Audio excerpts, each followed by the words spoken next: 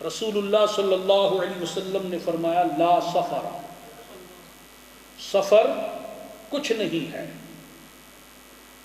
سفر کے حوالے سے چند ایک اقوال ہیں۔ حضرت امام قاضی عیاض رحمۃ اللہ علیہ ارشاد فرماتے ہیں سفر سے مراد وہ مشہور مہینہ ہے،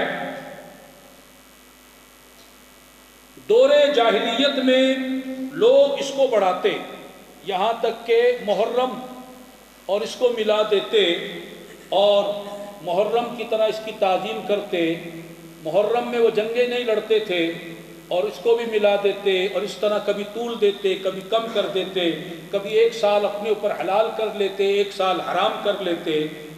نبی پاک صلی اللہ علیہ وسلم نے فرمایا لا سفر۔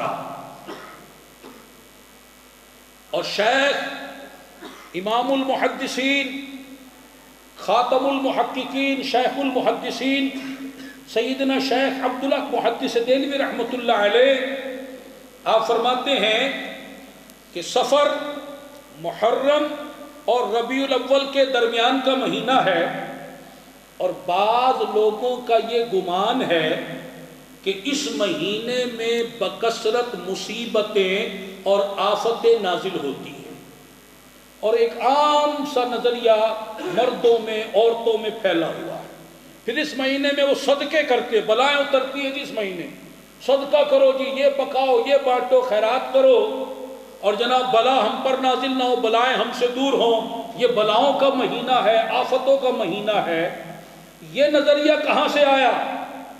جو بھی نظریہ عقیدہ ہوتا ہے وہ قرآن و حدیث سے آتا ہے، یا صحابہ کرام وضاحت فرماتے ہیں، یا امت کے ائمہ بیان کرتے ہیں کہ اسلام یہ ہے۔ یہ آفتیں اور بلائیں اور مصیبتیں نازل ہونے والا نظریہ قرآن میں کہا ہے کہ سفر کے مہینے میں خاص بلائیں نازل ہوتی ہیں، آفتیں نازل ہوتی ہیں۔ کس حدیث سے یہ نظریہ اخذ کیا گیا؟ کس صحابی نے بیان فرمایا؟ امت کے کس امام نے یہ نظریہ بتایا؟ کہاں سے آیا؟ خود سے گڑھ لیا، خود سے گڑھ کے اپنے اوپر نافذ کر لیا۔ امام المحدثین خاتم المحققین کہ جن پر تحقیق ختم ہو گئی، جنہیں خاتم المحققین مانا جاتا ہے، وہ فرماتے ہیں حقیقت یہ ہے کہ ماہ سفر میں نزول آفت کا شریعت اسلامیہ نے انکار کیا ہے۔ یہ وہ امام ہیں جو سارا قرآن جانتے ہیں، ساری حدیثیں جانتے ہیں، اور تحقیق کرنے والے محقق اور محققین کے امام ہیں۔ یہ فرما رہے ہیں اسلام تو یہ کہتا ہے کہ سفر کے مہینے میں بلائیں اترنے کا نظریہ غلط ہے، اور یہ مسلمان اس غلط نظریے کو اپنائیں۔